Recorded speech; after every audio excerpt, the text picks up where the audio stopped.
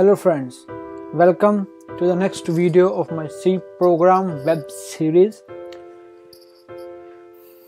Let's start with our first program. The program is to print the Fibonacci series.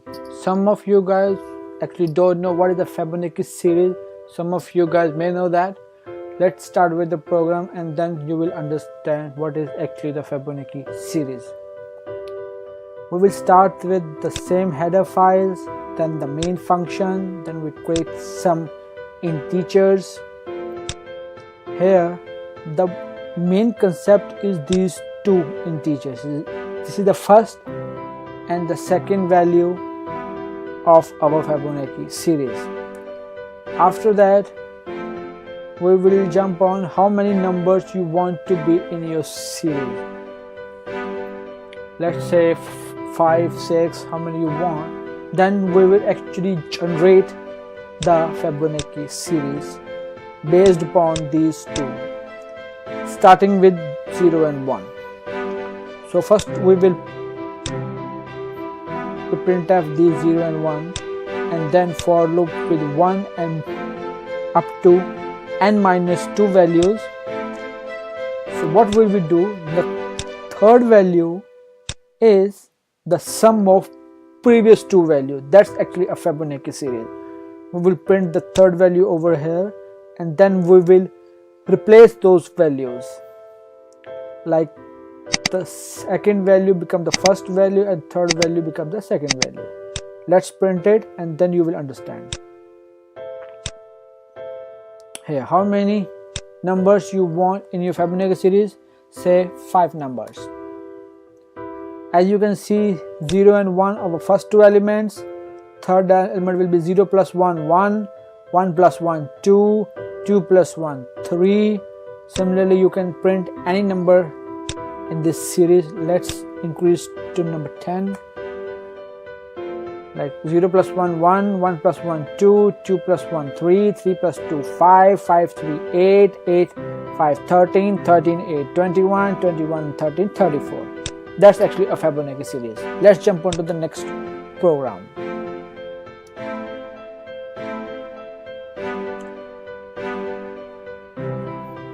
Our next program will to create an array of n elements, then sort them in the descending order. Means the highest value on the top and the lowest value on the bottom. We create an array element A with maximum of 10 elements, some variables. First we will enter how many elements we want in our array. Then using the scanf statement we enter those values. Then using the printf statement we print those values, and then to sort them in the descending order we will use the nested for loop. I represent the first for loop, J represent the second for loop, J always the next value of the I, and if the array A at the J location is greater than the previous one, it will replace it, and here we will replace it, and then we will display those elements in a descending order. Let's build this up and print it off. So we need 5 elements. We will put the elements in a random order: 2, 1, 4, 3, 5.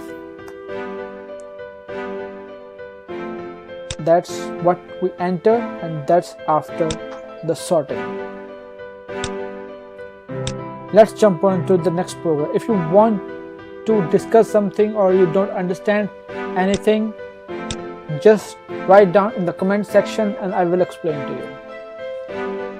Our next program will be to find the difference of two matrices, not a symbol one, a matrices.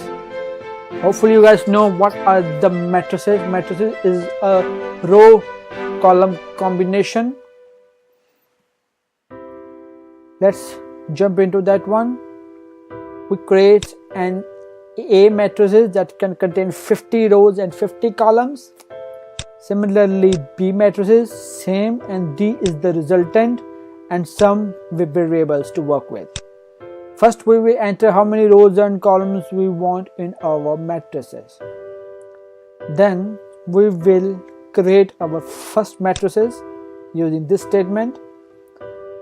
It's a nested for loop, and we will enter value one by one. Then we will enter the value in our next matrices B in the same method, and then to find the difference, first matrices minus second matrices based upon their pointer locations. Then the resultant matrices, we will just display our resultant matrices. Let's compile it and find out.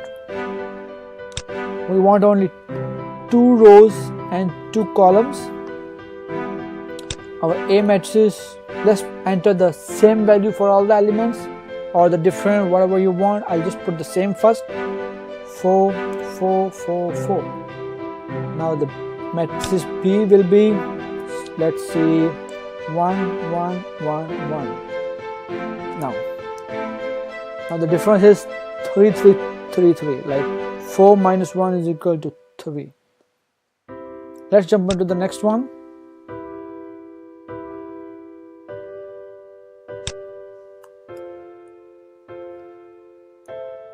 Our next program is to change the decimal number into the octal number.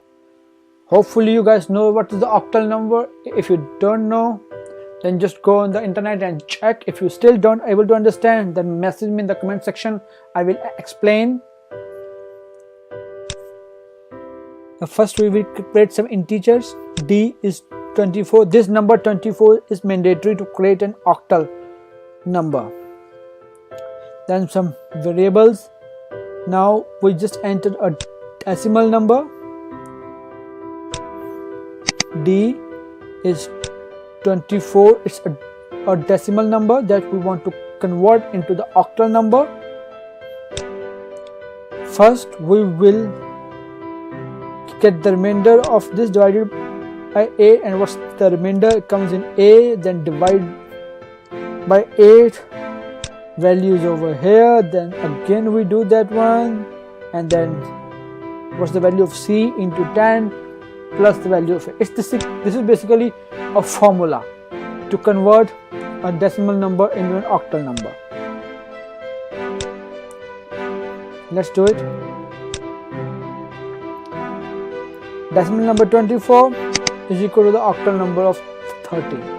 You can change over here like 26, build it again, run it again. Now it's 32. Let's jump on to the next program. In this program, we will create an array, and then we will find the position of one particular number in that array. Starting with the main function, then we have an array of integer type of 20 elements, then some variables and ik. First we will enter how many numbers we want in our array. That will come into the variable n. Then we will scanf those elements into our array one by one, and then we will enter the number that we want to find the location in that particular array. It comes under k. Then in the for loop, starting from 0 to the number of elements in an array, then for that one, if the number we want to find is equal to the position of the array, it will give you that location number, because ai is actually contain the value, I is only contain the position, so it will print a I as a position. Let's build it up and run it. Suppose we want to have 5 numbers into our array: 2 5 8 1 4. What number we want to find? Suppose we want to find 8. What's the location of that one? A2 is equal to A. Now you may wonder, A is at the third location. Why it's saying it's on the second location? Because in array always start with the 0 location. This number 2 is at the A0, this at the A1, this one is at the A2, A3 and A4. Just check over here. That's why we use 0 to 1 less than the actual number of elements in an array. Hope you understand that one.